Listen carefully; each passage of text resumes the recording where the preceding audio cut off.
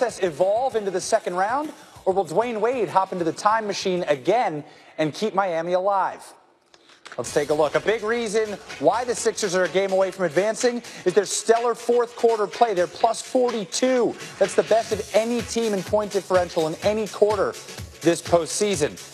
Ben Simmons has played his part. He's just the fifth rookie in NBA history with a triple-double in the playoffs and the first since Magic Johnson in 1980. He won Finals MVP that year. And as for the Heat, D. Wade has done his best to keep Miami in it. He has two 25-point games, could go for his third for the first time in a playoff series since 2012. More First Take coming your way right now. Dwayne Wade and the Heat will try to prevent elimination tonight, down 3-1 to Philly. So, guys, let's take a closer look at Wade. He's averaging 18 points per game in the playoffs, including 25 in Game 4. Stephen A., if the Heat lose, is this Wade's last game in the NBA? I think it could be. I think if they lose tonight, I think it's possible that D. Wade might retire. I have not spoken to him about that. I'm not trying to give any inside information. It's just the sense that I get. Dwayne Wade is incredibly prideful. He is a three-time champion. He's been to the finals 5 times. He's going to go down as one of the greatest players in NBA history. That special room within the Hall of Fame where the elite, the creme de la creme, are in that room, he's one of those people. He actually can be in the same room with LeBron, with Kobe, with MJ, with Kareem, with Isaiah Thomas and the like. He can be in that room. You have other guys who never won championships but were great players. And then you have guys that are in the Hall of Fame because it's a combination of their collegiate careers coupled with their NBA careers. And that's why you put them in the Hall of Fame. When you look at Dwayne Wade, you're looking at a 3-time champion and a leader, a guy that was responsible for LeBron James coming to Miami, so he was a recruiter as well. He did all of those things. And when you look at him now, you see what he did in Game 2 when he took over and dropped 28 and led them to their lone victory in this series. You see what he did in the fourth quarter of Saturday's Game 4 when he came off the bench and was handling this business when Miami couldn't buy a basket and Hassan Whiteside just couldn't get it done against Embiid and other guys couldn't hit shots to save their damn lives. Dwayne Wade dropped another 25. But that is something he can do in spots.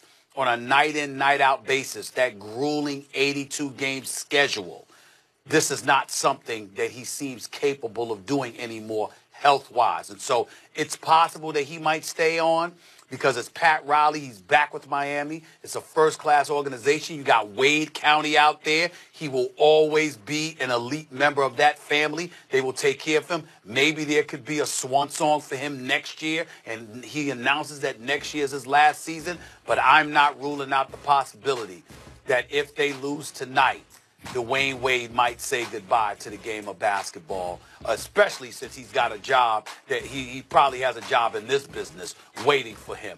I wouldn't rule it out at all.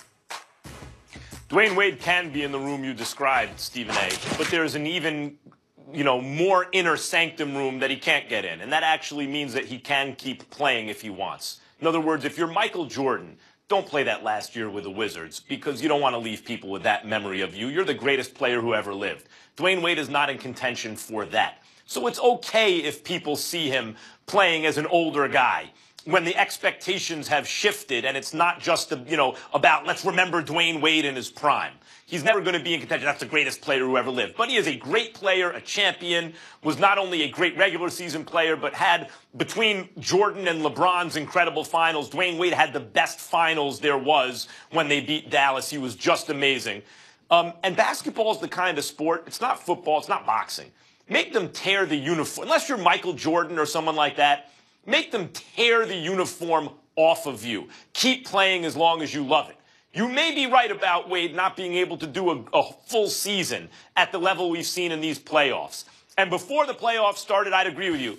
Dwayne Wade, this is a high note. Leave now.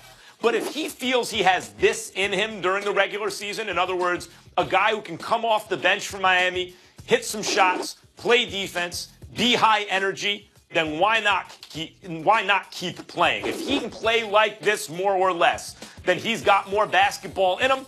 And if he still loves it, keep doing it. It really is, can he sustain this level of effort? If not, I agree with you. Stephen A., do you think he'd be cool being a reserve because he's down back there in Miami happy? No, his ego is fine. He can take that because he see young guys like the Josh Richardsons, the Justice Winslows of the world, the Ellingtons of the world on the come up. Don't get me wrong. What I'm saying is it's not really about that. It was about, that's one of the things Iverson could have spoken about, actually, because when he got traded to Detroit, you know, ultimately in a Chauncey Billups swap, he did not want to come off the bench, but there was no way in hell that Rip Hamilton was going for that. He was a champion. He went to back-to-back NBA Finals. He wasn't giving up that seat for nobody, that role for anybody, including AI, and that's where, obviously, things didn't work out. But ultimately, in the end, D-Wade does not have that problem. D-Wade doesn't have an ego issue at all when it pertains to that. It's about health. It's about that grind and how it wears on you. And you got to remember also, money's a factor in this sense. If you were walking away from $25, $28, $30 million, that's fine. But you know something? If all they can give you, all they're going to give you is a $3 or $4 million mid-level exception or the veteran minimum or something along those lines, D-Wade could start a career in television if he wants to. He's got other ventures outside of this business. He's made hundreds of millions of dollars in his career. He's an authority on the game of basketball. He's incredibly fluid and got good delivery on television. He got his wife, the lovely Gabrielle Union Wade, who is more than happy to train him, because I'm here to tell you, not only does she know something about film and television, she also knows a hell of a lot about basketball, and she'd be in his behind if he didn't sit up on TV and say the right things. So he's got all the support that he needs to transition out of the sport of basketball as a player, but still remain in it from a commentary and a broadcasting perspective. I wouldn't be surprised at all if that's the route that Dwayne Wade elected to take. But I don't know. I did not ask. Wade, 10th all-time on the playoff scoring list. We will leave it there, gentlemen. Coming up, Carmelo Anthony having a pretty horrific playoff series by his standards. The fellas will debate if he's the player who's done the most damage to his reputation this year. And be sure to watch First Take tomorrow and Thursday. We got Landon Collins and Alvin Kamara in the house. Lots to break down with the young stars from the Giants and Saints. We'll see you then. A lake of fish, and one of them has a genetic mutation, and it's an extra gill. What? Suddenly, there's some acid rain. Come on! Kills all the other fish in the pond, except this fish with the extra gill. It turns out that gill filters out acid rain very well.